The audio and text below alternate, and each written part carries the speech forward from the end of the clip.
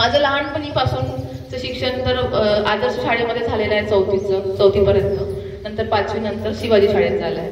तर माझ्या डोक्यात असं राहायचं की मी जेव्हा कुठल्या पण डॉक्टरांकडे बघायची ना, तर मला त्यांना बघून खूप छान वाटायचं, की मला असं वाटायचं की वाव किती छान आहे, यांच्याकडे किती पॉवर आहे, की हे जीव वाचवू शकतात. आजूबाजूचे लोक एकदम ते डॉक्टर कुठले आले की एकदम याच्याने बघतात, की आशेने बघतात. जसं आपण आपल्या आई वडिलांकडे बघतो की मम्मी मला हा त्रास आहे, मला काहीतरी कर, पप्पा मला हे घेऊन पाहिजे, मला हे घेऊन द्या. तसं डॉक्टरांकडे लगेच बघतात की आम्हाला हा त्रास आहे, प्लीज तो दूर करा. म्हणजे हे आपण फक्त डॉक्टरांकडे जाऊन बघतो की आमच्याकडे हा त्रास आहे, की प्लीज तुम्ही दूर करा. आणि खूप होप्स घेऊन येतात पेशंट आपल्या डॉक्टरांकडे की आम्हाला हा त्रास आहे, हे दूर करतील. या आशेनेच कुठला पण पेशंट आपल्या डॉक्टरांकडे जात असतो. तर मला असं वाटायचं की जसं माझ्या आजूबाजूला ती सुप्रिया बोबडे ताई आल्या होत्या काही दिवसाआधी इथे, तर तिची लहान बहीण ही माझी क्लासमेट होती. तर मी तिच्या घरी तेव्हाच जायची जेव्हा ताई घरी यायची. म्हणजे मला असं ताईला बघायलाच खूप आवडायचं की ताई काय करते, ताई अभ्यास कसा करते, ताई म्हणजे डॉक्टर आहे, बापरे ताई तरी किती नम्र आहे, डॉक्टर असून सुद्धा ताई किती नम्र आहे. तर मला ताईच्या खूप गोष्टी आवडायच्या. आणि कुठेतरी माझ्या डोक्यात असायचं की डॉक्टर खूप कठीण आहे, डॉक्टर बनणं. इतका अभ्यास माझ्याकडून होणार नाही, कारण मी लहानपणापासून एक्स्ट्रा करिक्युलर ऍक्टिव्हिटीजमध्ये जास्त होते. खेळणं, सरांना माहिती आहे, डान्स करणं, गीत मंच, या सगळ्या गोष्टींमध्ये मी जास्त ऍक्टिव्ह राहायची अभ्यासापेक्षा. आणि अभ्यास करणारा असा वेगळा ग्रुप राहायचा की ते नाही, हे अभ्यास करणं या मुलींचं काम आहे, याच मुलांचं काम आहे, हे अभ्यास यांनी करणार, मी तर डान्स करणार. म्हणजे मी तर गीत मंचामध्ये समोर राहणार, मी तर खेळण्यामध्ये समोर राहणार. म्हणजे 8वी 9वी पर्यंत माझं असंच राहायचं. मग 9वी मध्ये असं झालं की मला 82% आलं. मग मी रिझल्ट घेऊन घरी आली. त्याच्यानंतर मी पप्पासोबत बसली. म्हटलं पप्पा मला 82% आले. तर मला असं सांगायला आज प्रेझेंट पण आहे, मला सांगायला खूप अभिमान वाटते की माझ्या लाईफचं जे डायरेक्शन आहे ते पप्पांनी मला दिलेलं आहे. म्हणजे मूळचे संस्कार आईने दिले असतील, पण जे व्यवस्थित योग्य टाइमवर योग्य डिसिजन मेकिंग जे म्हणतो ना आपण, म्हणजे खूप पुष्कळशा मुली हुशार असतात, असं नसतात की कोणी हुशार नाहीये, पण त्यांना व्यवस्थित टाइमवर व्यवस्थित डायरेक्शन देणं हे पॅरेंट्सचं काम आहे, जे माझ्या पप्पाने खूप चांगल्या प्रकारे केलेलं आहे. जसे मला नवीन 82 मार्क्स आले, तर 82 कमी नाही आहे, मला माझ्याकडे खूप वाटायचे की मला असं वाटायचं 80पेक्षा वर आहे, वा मी खूप अभ्यास केला.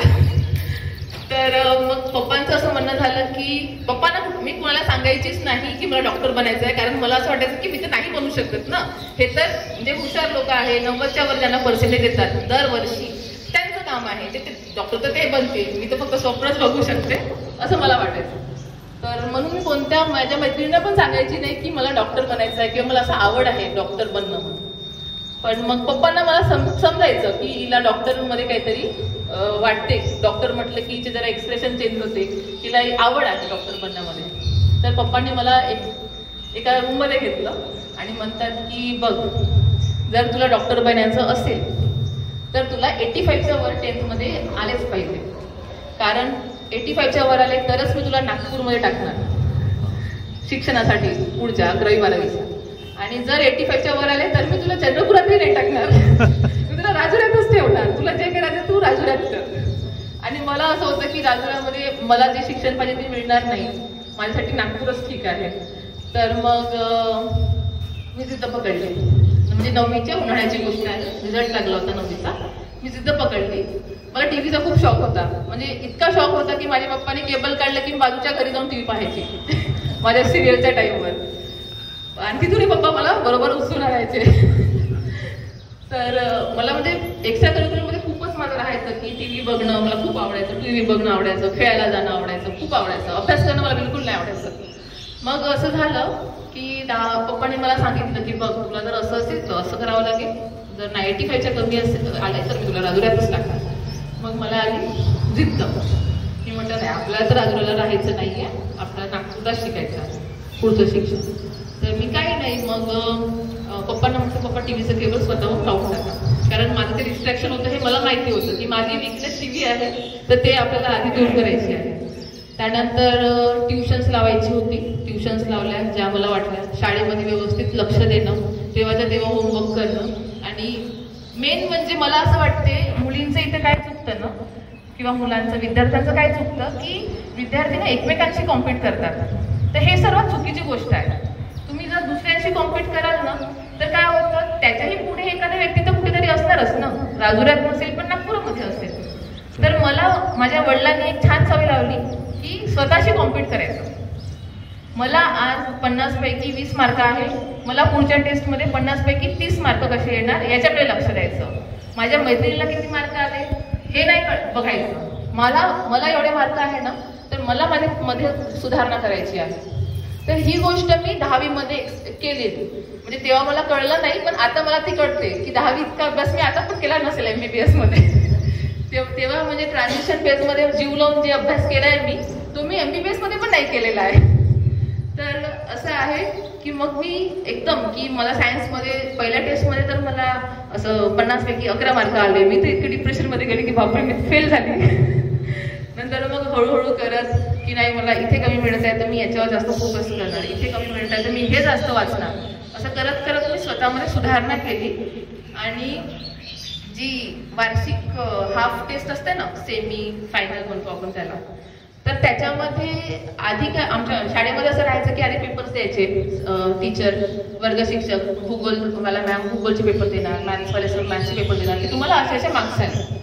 तर त्याच्यामध्ये थोडासा अंदाज येऊन गेला होता की मला कुठेतरी छान मार्क पडत आहे. पण मला माहिती नव्हतं की दुसऱ्यांना किती मार्क आले आहे. मला फक्त माझ्या आता सॅटिस्फॅक्शन होतं की मी मेहनत केली आणि मी व्यवस्थित मार्क मला पडत आहेत. तर मग त्याच्यामध्ये माहिती झालं जेव्हा सर्वांचे पेपर चेक झाले की माझा क्लासमधून 3rd रँक आलेला आहे.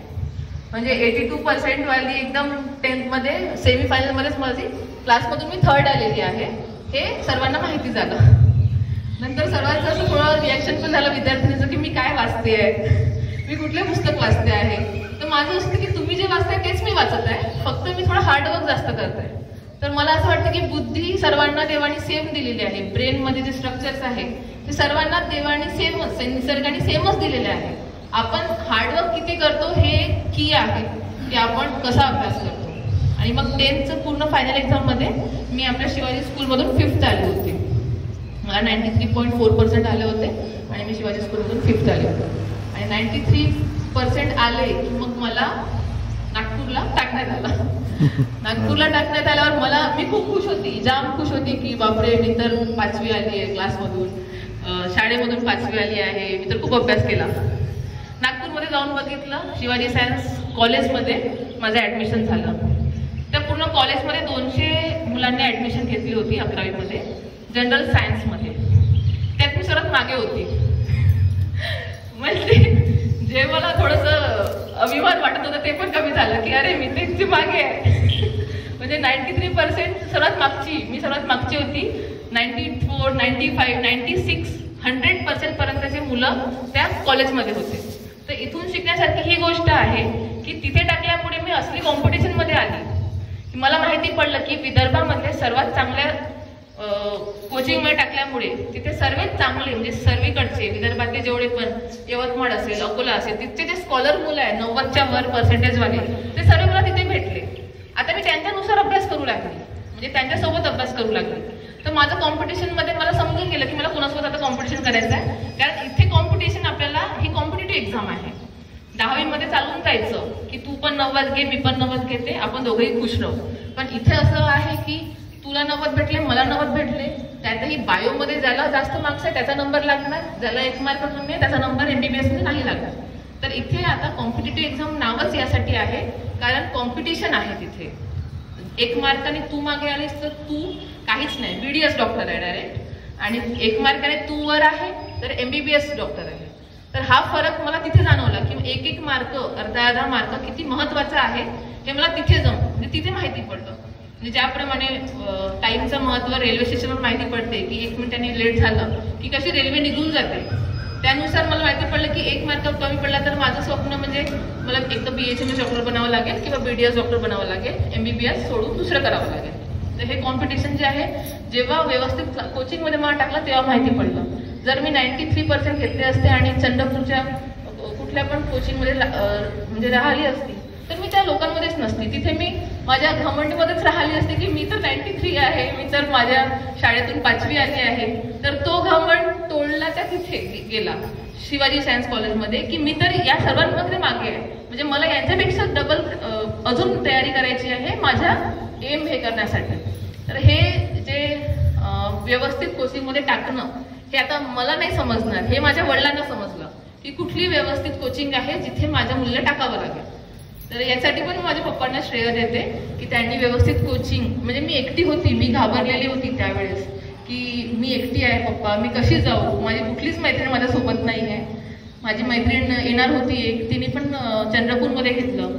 पण पप्पांचं असं झालं की आपण जन्मलो एकटा आहो, मरणार एकटा आहो, तुझं जर एम तुला हे करायचं असेल अचीव तर तुला एकटाच प्रवास करावा लागेल, कुठलीच मैत्रीण तुला आयुष्यभर पुरणार नाही. तर तुला जर डॉक्टर बनायचं आहे तर तुला एकटाच प्रवास करावा लागेल. मैत्रीण तर नंतर माझ्या भरपूर झाल्या तिथे पण ते सुरुवातीचे चेंज असते ना त्याच्यामध्ये आपण घाबरतो. तर ते चेंज व्यवस्थितपणे हाताळणं हे महत्त्वाचं आहे. त्याच्यानंतर मग 11वी-12वी मी शिवाजी सायन्समधून केली आणि अली कोचिंग तेव्हा फेमस होतं. अली कोचिंगमधून माझं नीटचं हे झालं, कोचिंग झालं आणि मग फर्स्ट अटेम्प्टमध्येच माझा GMC नागपूरला MBBS मध्ये नंबर लागला. त्याच्यानंतर तर मग मी खूप कमी अभ्यास केला कारण माझे बेसिक्स पक्के होते 10वी ते 12वी पर्यंतचे. जे आपले लाईफ टर्निंग इयर्स म्हणतो ना आपण, ही लाईफ टर्न करणारे हे जे 10वी ते 12वीचे जे वर्ष असते तर त्या वर्षात जर तुम्ही व्यवस्थित आपल्या मुलांना गाईड केलं, आपल्याला नाही कळत, ॲज अ पॅरेंट्स आपण कमी शिकलेलो असतो, आपल्याला नाही कळत, तर दुसऱ्या टीचर्सची, दुसऱ्या पॅरेंट्सची ज्यांची मुलं झालेले आहेत त्यांचंही मार्गदर्शन घेण्यामध्ये काही कमतरता नाही आहे. कारण त्यांचं मार्गदर्शन घेण्यात तर आपल्याच मुलांचं भविष्य हे छान होणार असं मला वाटतं. प्रत्येक एज्युकेशन कुठलीही फील्ड असो हे आपापल्या लेवलमध्ये उच्च आहे. म्हणजे मी डॉक्टर आहे म्हणून माझं उच्च शिक्षण आहे असं नाही आहे. कुठलीही शिक्षण कुठलाही व्यक्ती, कुठलाही विद्यार्थी घेत असणार ना ते त्याच्यामध्ये उच्च आहे. म्हणजे मला असं वाटते की म्हणजे असे पॅरेंट्समध्ये किंवा गुरुजनांमध्ये हे असतं की नाही हे उच्च शिक्षण आहे, हे केलं की तुझी लाईफ सेट आहे एकदम, याच्याच मागे लागला, त्याच्याच मागे लागला. तर असं नाही आहे. माझी मुलगी डॉक्टर आहे म्हणून खूप उच्च शिक्षणामध्ये आहे असं नाही आहे. सर्व विद्यार्थ्यांचे एक हे असतं की मला या गोष्टीची आवड आहे आणि मी ही गोष्ट करणार तर मला आवडणार आणि यात मला सक्सेसफुल वाटतं. तर मला असं वाटतं सर्वांनी ते ओळखून त्याला आवडणार अशी फील्ड द्यायला पाहिजे आणि त्यामध्ये तो उच्च राहिला पाहिजे. कुठलंही शिक्षण उच्च नाही आहे तर आपण जी फील्ड चूज केली त्याच्यामध्ये आपण उच्च राहणं हे जास्त महत्त्वाचं आहे. तर मला असेच सांगायचं की मी कोणाला म्हणणार नाही की आपल्या मुलीला डॉक्टरच बनवा किंवा इंजिनियरच बनवा किंवा सायंटिस्टच बनवा. त्यांना ज्या गोष्टींमध्ये आहे की मला या गोष्टीमध्ये मी पुढे जाऊ शकते त्या गोष्टींमध्येच त्यांना बरोबर ओरिएंटेशन द्या आणि त्यांना त्याच्यामध्येच उच्च राहू. एवढे